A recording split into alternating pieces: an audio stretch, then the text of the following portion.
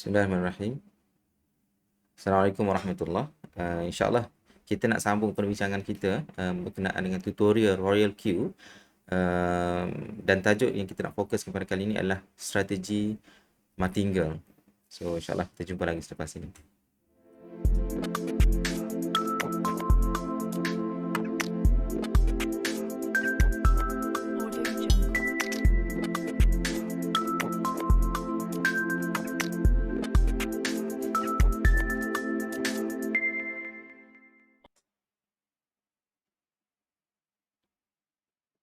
Okay, Bismillahirrahmanirrahim.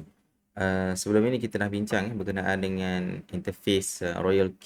Kita dah bincang juga berkenaan dengan trade setting dan beberapa tajuk-tajuk lain lah berkaitan dengan robot trading. So pada kali ini insyaAllah kita nak fokus perbincangan kita berkenaan dengan strategi martingale ataupun martingale yang mana menjadi asas kepada robot trading dalam Royal Q. Dan sebenarnya strategi martingale ini adalah strategi yang telah diasaskan lama dah, dah berpuluh-puluh tahun, tetapi dia dilihat sebagai sukar untuk dilaksanakan. Ramai skeptikal sekiranya kita membuat trading menggunakan strategi martingale ini menggunakan manual punya teknik, so dia sukar. Jadi robot trading ini dia memudahkan kita execute plan ataupun martingale punya strategi ini kerana transaksi jual beli itu dilakukan oleh teknologi artificial intelligence ataupun robot lah. Okey, so sebelum kita meneruskan tajuk ni, kita seperti biasa tuan-tuan semua boleh pause kejap dan boleh baca saya punya disclaimer dekat sini, okey, sebelum kita meneruskan kita punya discussion ni. Okay. So sebagaimana saya recap balik sebagaimana yang kita tunjukkan interface Royal Q sebelum ini. So bila kita buka Royal Q, dia akan pada waktu video ini direkodkan, inilah interface yang kita akan nampak pada Royal Q punya app. So sekiranya kita guna Huobi, so kita klik pada dekat sini, dekat option untuk melihat portfolio kita dalam exchange.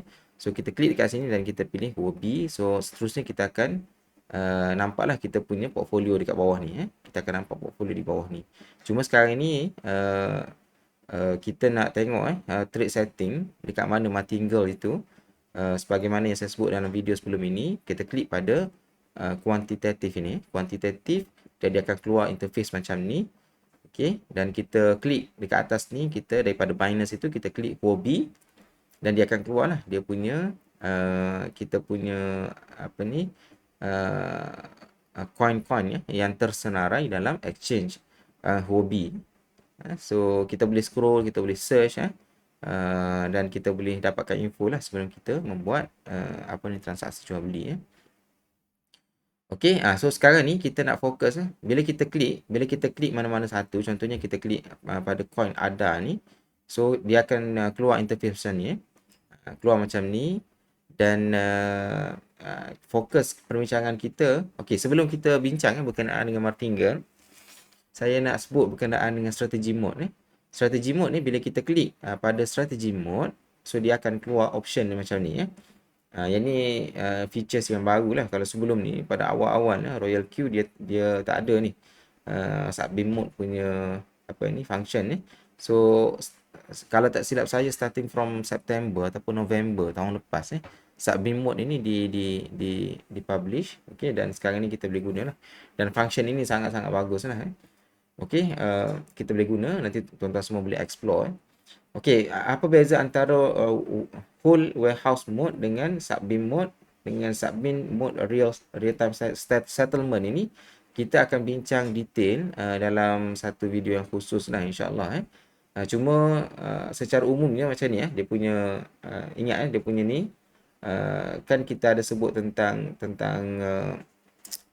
setting-setting macam dia punya saya pun dah lupa dah.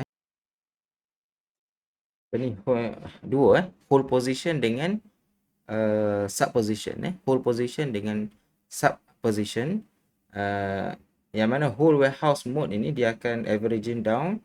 Okey, averaging down, dan bila sampai satu tahap itu dia akan jual lah. Bila berlaku reversal dan dia sampai TP dan dia akan jual. Tapi sub-bin mode ini, sebagaimana yang kita sebutkan sebelum ini, sub-bin mode ni dia akan bermula pada level yang kelima ni. Level yang ke fifth call ini, 5, 6, 7 ni, maksudnya dia akan ada layer yang tersendiri, dia panggil sub position lah, yang mana contohnya pada level yang kelima ni dia transaksi dah berbeza dengan yang ke atas ni. Maksudnya bila turun dan bila naik saja melepasi level ini, melepasi kita punya trigger point untuk take profit itu, so dia akan jual, dia akan jual untuk layer ni, dia akan clear. Dia tak tunggu layer kat atas ni clear dulu.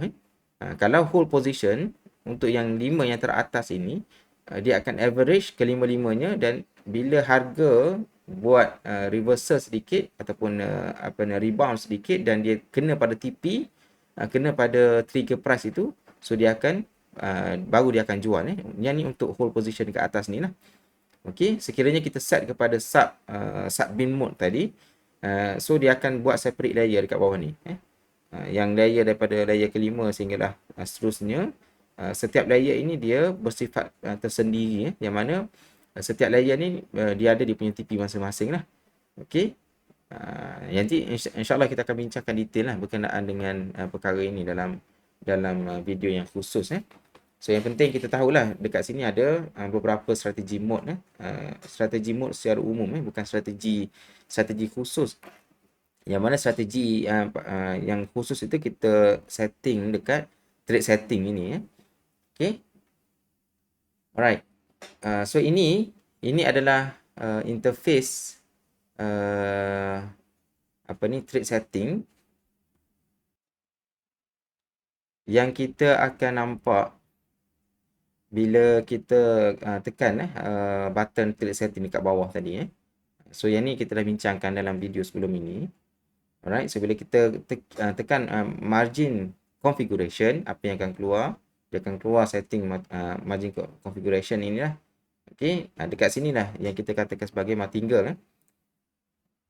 Tuan-tuan semua, kita kena tahu Royal Q punya basic ataupun default setting, dia menggunakan martingale punya strategi ataupun martingale punya sistem. Okey, yang mana kalau kita perhatikan martingale punya sistem ini, dia bermula dengan, nampak tak dia punya increment, dia punya times ini. Okey, kita bermula dengan 10 USDT. Kita bermula dengan 10 USDT, dan bila kita set untuk setiap layer yang dekat bawah bermula dengan first call, kita double. Okey, dan bila harga turun lagi 4%, dia double lagi. So bila dia turun lagi, dia akan double lagi.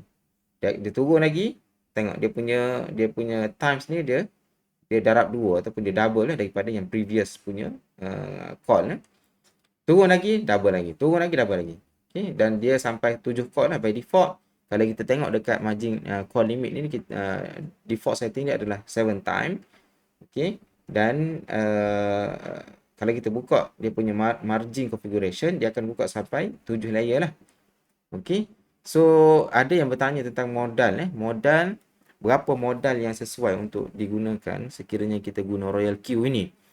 Dia bergantung, tuan-tuan, bergantung kepada setting ni. Bergantung kepada setting margin configuration, bergantung kepada layer, bergantung kepada first buy in amount ini. Okay, so kita kena calculate semua. Kan kita ada layer-layer ni, so kita kena calculate lah. First layer kita perlukan $10, second layer $20, sebab 2 times kan, 2 kali ganda daripada first buy in amount ni. Then dia jadi 20 lah. 20 campur 4, 40 berapa? So kita nak campur lah. Dan nanti kita akan bincang dalam video yang khusus berkenaan dengan modal ini, dan ada strategi-strateginya yang boleh diguna pakai lah. Okey, saya bila kita explain tentang martingale ini tuan-tuan, bukan maksudnya saya nak suruh anda guna martingale punya strategi all the time. Dia ada masa-masa tertentu martingale ini dia sangat powerful. Ada masa-masa tertentu martingale ini dia akan menyebabkan kita ada potensi yang risiko yang lebih tinggi untuk kita terlekat di atas. Nanti kita akan bincang kenapa possibility untuk terlekat di atas itu ada bila kita guna martingale punya sistem. Okey, so bila kita nak kira kita punya modal yang perlu kita ada dalam exchange kita, so kita kena tambah ni. Dekat bawah ni saja, kalau level yang paling bawah ni dah 1280 USDT ni maksudnya perlukan modal yang tinggilah sekiranya kita ingin menggunakan default setting martingale dalam Royal Key punya app. Okey.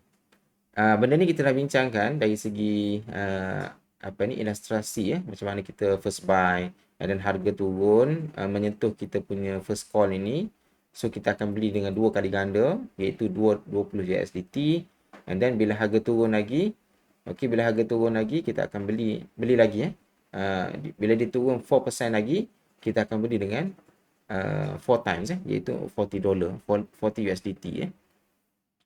Okey. Alright, so kita nak illustrate ni. Sekejap tuan. Okey, kita nak illustrate bagaimana strategi martingale ini secara praktikal, kalau dekat sini mungkin tuan-tuan semua tak nampak apa yang berlaku sebenarnya. So kita nak demonstrate bagaimana dalam apa yang berlaku secara realiti. Cuma ilustrasi yang saya buat ini adalah hanya ilustrasi saja dan dia tidak tepat sebagaimana macam inilah sebab dia bergantung kepada setting, bergantung kepada pergerakan harga semasa. Tapi untuk memudahkan kita faham, saya akan illustrate dan saya akan cuba kontrol beberapa confounding factor yang akan menyebabkan kita lebih mudah faham tentang strategi martingale ini. So katakanlah ini satu coin, yang mana waktu kita nak beli itu pada harga current price adalah pada harga RM1 ataupun 1 USDT. So kita pun belilah dekat sini dengan harga 10 USDT dan kita akan ada position kita berapa amount kita. Position quantity kita kata 10. Maksudnya 10 coin yang kita ada dalam crypto ini sebab kita modal kita kan kita kata first buy in amount tadi 10 USDT. Dan harga coin itu adalah 1 USDT. Maka position kita, amount kita ada 10 lah. Dan kita set TP kita. So average untuk satu coin kita akan dapat USDT 1. Logik dan bila kita beli dan kita akan set kita punya TP lah. TP trigger price ataupun kita punya apa ni dipanggil istilah dia tadi, saya tak ingat dah. So kalau kita set 1.3% untuk kita take profit, so dia akan trigger untuk dia jual. Bila dia membuat reversal sedikit, then dia akan jual lah. Tapi kalau dia naik lagi tanpa dia berhenti, so bila dia buat reversal sedikit dekat atas tu, contohnya kita set 0.3, bila dia buat reversal 0.3, then dekat situ dia akan jual. Tetapi dalam kes ini, katakanlah harga dia tak sentuh kita punya TP dan dia membuat rebound ataupun dia reverse secara minornya dia reverse. So apa yang berlaku? So sekarang ni kita set kita punya first call kita set kita punya first call pada level 90 sen 90 sen USDT. Then kita akan trigger buy. Just imagine kita buy saja dekat sini. So sekarang ni position quantity kita daripada 10 tadi. Sekarang ni kita ada 20 USDT kita beli dengan harga 90 sen. So apa yang berlaku? Kita ada pertambahan 22.22 coin itu tambah dengan 10 coin dekat atas ni. So current position kita, position quantity dia 32.22. So apa yang berlaku bila kita beli kita beli first call, apa yang berlaku dekat average price ni tuan-tuan? Apa berlaku dekat average price? Untuk setiap coin itu berapa average dia? Okey, so dia akan turunkan kita punya average price kepada 93 sen, 93.1 sen USDT lah. Okey, nampak tak dia punya ni? So modal kita bertambah, kita punya average kita semakin turun lah. So apa yang berlaku, kita set TP, mungkin TP kita dekat atas kita punya take profit kita, robot akan set sebagaimana yang kita set dalam robot kita tu, dan harga kita akan harga TP kita akan dekat atas sikit lah, 1.3 dekat sini, area sini. Tetapi apa yang berlaku, harga semakin turun.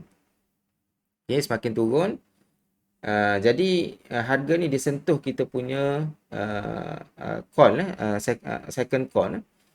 So dia akan buat lagi pembelian sebanyak 40 USDT.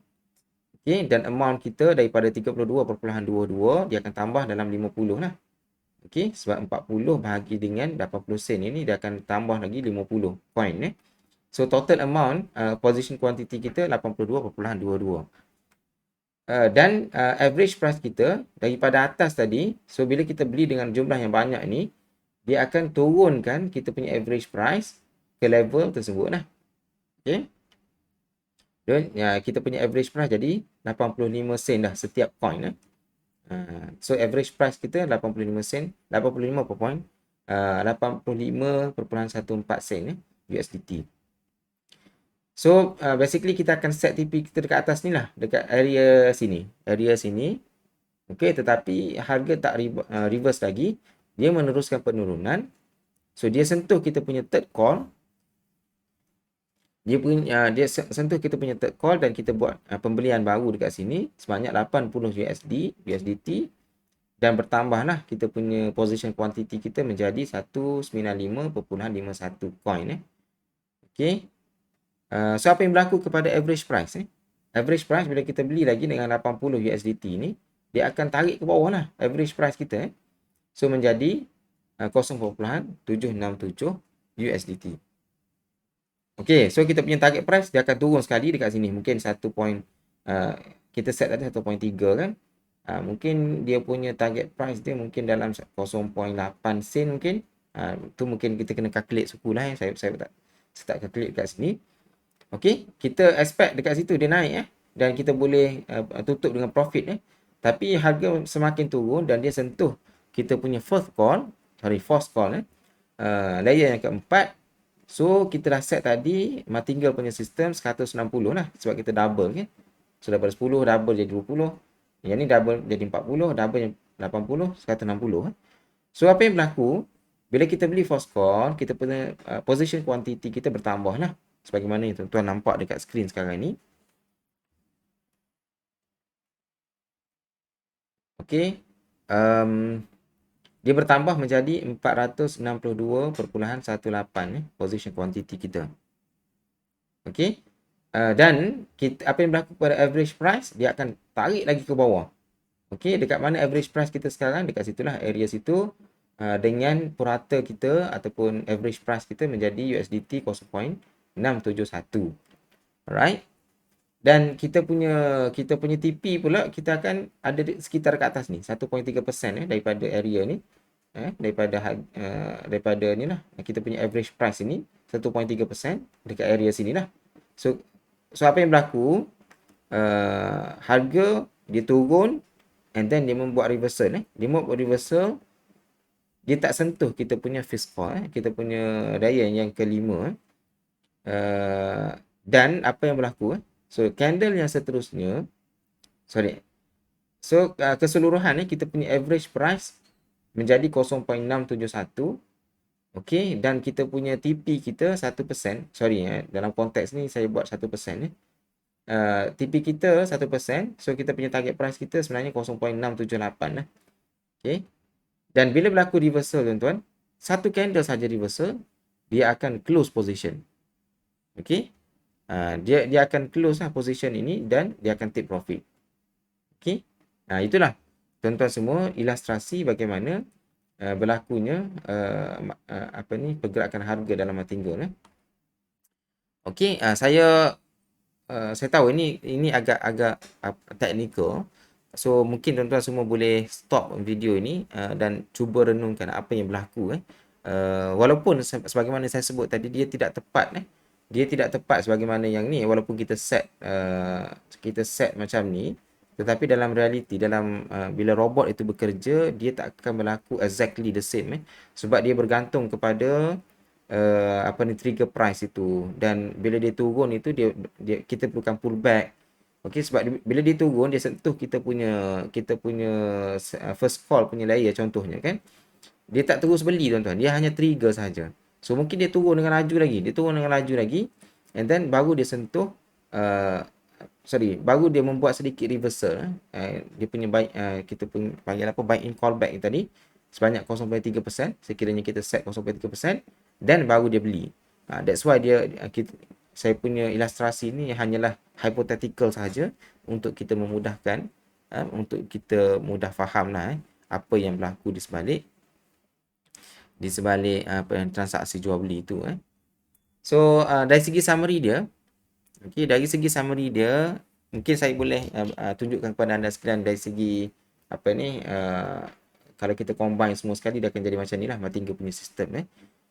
So bila dia turun itu, kita beli, average price dia sama dengan harga beli kita untuk first buy in amount, and then bila dia turun lagi, kita beli dengan harga yang double, dan kita punya average price kita naik sikit lah. Okey, berbanding dengan harga beli kita yang second layer ni ataupun first call ni. Bila dia turun lagi, dia akan menjarak sedikit lah tuan-tuan. Dia akan semakin menjarak dengan harga beli pada waktu tersebut. Okey, sebabnya kita consider harga-harga yang ke atas kita beli tu kan. So bila dia turun lagi, dia akan jarak sikit lagi. Dia turun lagi, dia akan jarak. Tapi apa yang berlaku bila dia turun, dia nak reverse sikit saja, dan kita boleh close position. Okey.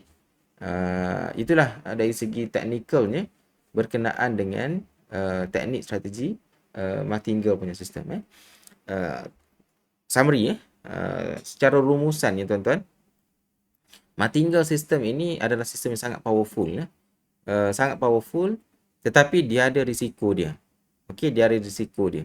Risiko apa? Risiko sekiranya kita harga turun dan harga turun itu dengan laju, and then kita pun buka banyak layer, dan at the end of the day, disebabkan penurunan itu banyak, kita tak sempat nak cater dari segi dia punya tu, dia kenaikan dia itu, dia tak sempat sentuh kita punya TP, dan dia meneruskan penurunan sehingga kan melebihi kita punya